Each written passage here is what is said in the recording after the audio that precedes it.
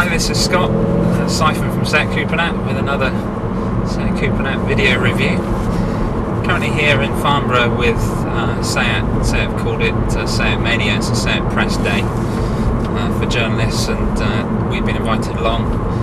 It's officially the launch of the Alhambra and the Ibiza ST, and SEAT have also provided pretty much every car in the range, including the lone Cupra, which I'm in now.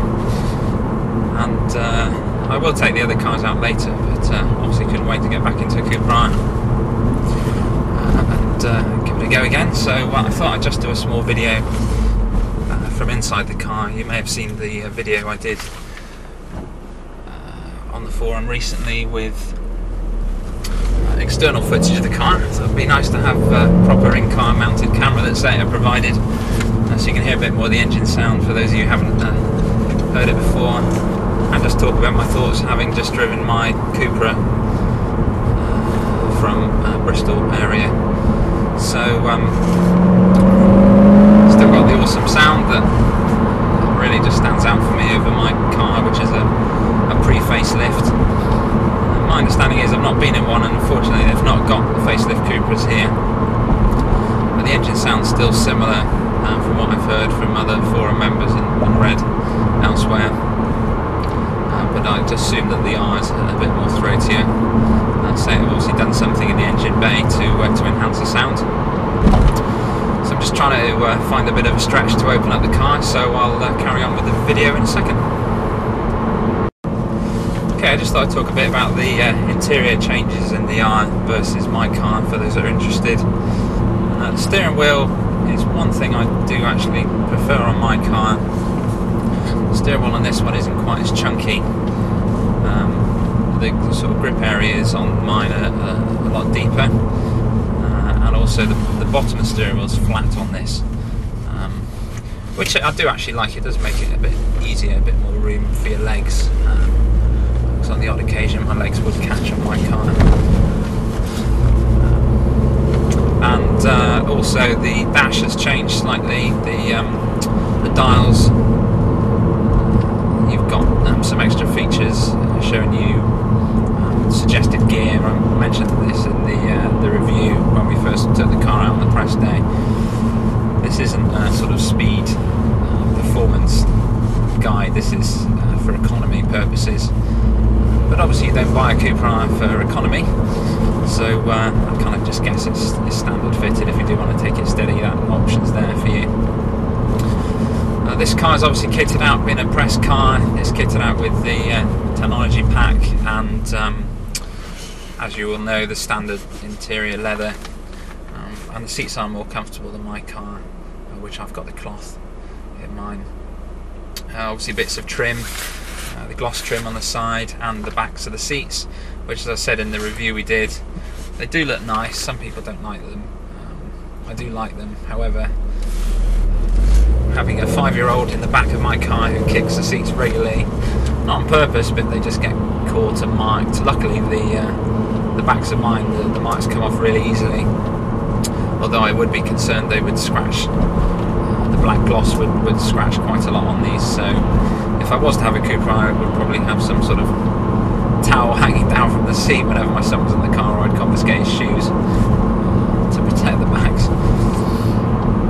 Other than that, fairly similar, as you'd expect. The new climate control that people be familiar with the facelift. Not a lot else to say really. I'll come back in a second when the road opens up a bit. Okay, I found a road where I can open it up a little bit. I still love that sound. It sounds so good. I've been sat in traffic for a while, so I'm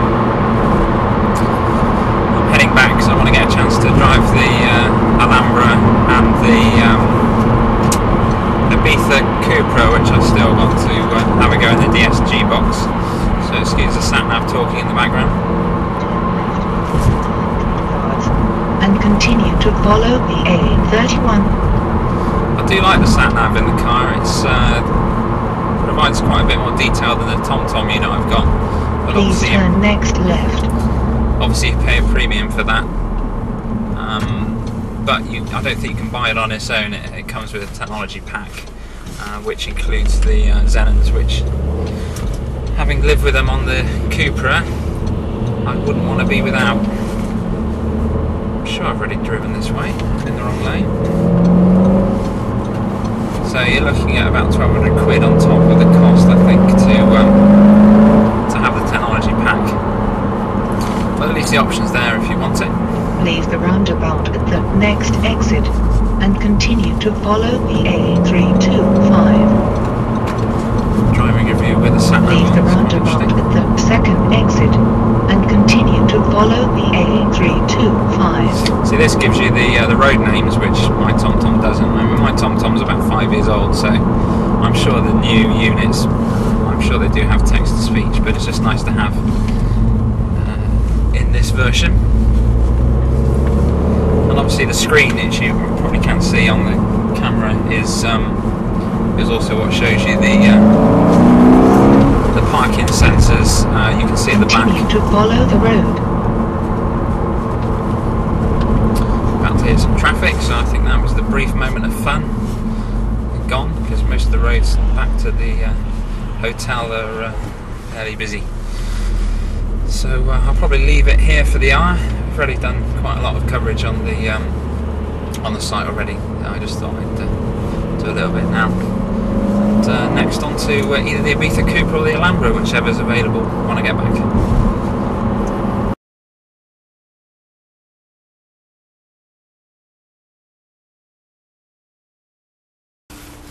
Right, I'm now in an Ibiza Cupra. First time I've ever driven a DSG. I've driven an automatic about 5 years ago, so I nearly stalled it and I went up on the curb, but other than that, a good start. Oh, I just thought it might be quite comical while I struggle. So I'm currently in drive, not sport. I'm wanting to change gear, but I don't need to, which is quite strange.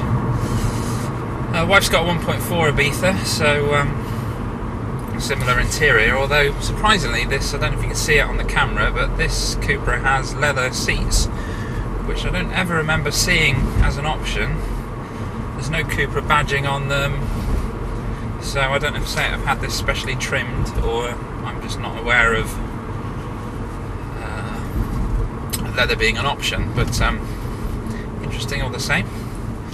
So I've just driven the Learn Cupra, pulling up at some lights, wanting to go into neutral, but not needing to. Whoa, okay. Taking a while to get used to, but I've been assured it will become second nature. So I just thought I'd pooter around a bit, get used to it in drive, and then try not to get lost and find an open bit of road to put it into sport mode and chuck it around. Try the flappy paddles. Again, I wonder if they work. Do they work in normal mode? Yeah, they do. I'm sure I'm going to get lost. Brought my sat-nav with me, just in case. I'm going a different way I went in the eye, because I couldn't really find any open roads there, so let's see how we got on here. Oh, this is very strange. I'm trying to keep my foot firmly pressed to the floor. Oh, this is quite fun, actually. I've been driven in a Boccanegra before by Mike when we had the exclusive Cupra reveal, and it did sound nice. It's been a while and I've forgotten, because I was obviously focused on the Cupra, so it's good to give the Ibiza some time. I like the gloss black above the dash. The interior is very similar to my wife's, although this has got air conditioning and we didn't opt for that on her 1.4 Sport. I'll probably stop rabbiting now and just try and find somewhere to open it up, and I'll be back. Okay, just a quick update. I've not really given it a chance to really open it up, but put it into sport mode, and it doesn't actually feel that much slower than the Cupra R, which surprises me, but I guess the car's a lot lighter, and I haven't really been putting it to its paces too much, just coming off the roundabouts at speed where I can. and traffic's pretty busy. But engine sounds nice, not quite as nice as the R's, but I'm very impressed. I do like it. I have actually been debating switching my Cupra Leon for one of these, and today was a chance to try it out. Hopefully I'll get a decent run in a minute. But I have to say, I have been pleasantly surprised. I've started a thread in the forum a while ago about reasons for switching, kind of changed wife's Ibiza's going for an Altea XL. And any long journeys would be done in that rather than my Leon, so kind of would just be sat in the garage really. Made me think maybe I should get a smaller car for a change until I'm sure I won't be able to resist the Mark III Leon Cupra or R when they surface. Only concern is fitting a bike in the back, because I do on the odd occasion take my bike in the car if I'm heading off somewhere. Oh, that sounds nice. Try not to get lost. Forgive me if I keep pausing, I'm not very good at multitasking.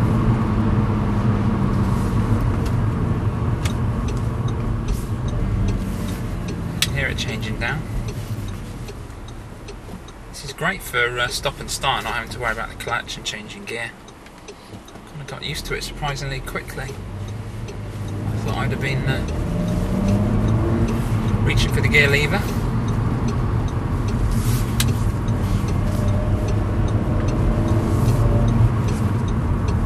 To try the flappy paddles in a minute, because I've not had a go with those. I'm sure I've got lost. Busy. I'll report back in again in a minute if I find somewhere a bit less congested. Right, quick update. I kind of got carried away and forgot to switch on the camera, but most of the driving has been pretty busy, so I haven't really got to enjoy it to its full potential, although the bits I have done have been a right laugh. I have to say, I am very impressed with the DSG box and the car for its lightness and chuckability. I've definitely got a lot of thinking to do when I get back, whether I switch for one of these or stick with my Cupra. We'll see how the motorway journey goes. I mean, the Leon does feel just a nicer place to be in terms of the size, and the seats are a bit more supportive. But the Ibiza is just like a little go-kart. It reminds me of my Mark II GTI, Mark III, who's driving? Can't concentrate at the same time as driving. So, yeah, very impressed. I think when I get back, hopefully the Alhambra will be back, and I really should stop playing in all the fast cars and do a bit of a review of that, as it's brand new. So, that's it for the Ibiza. I'll see you in the Alhambra.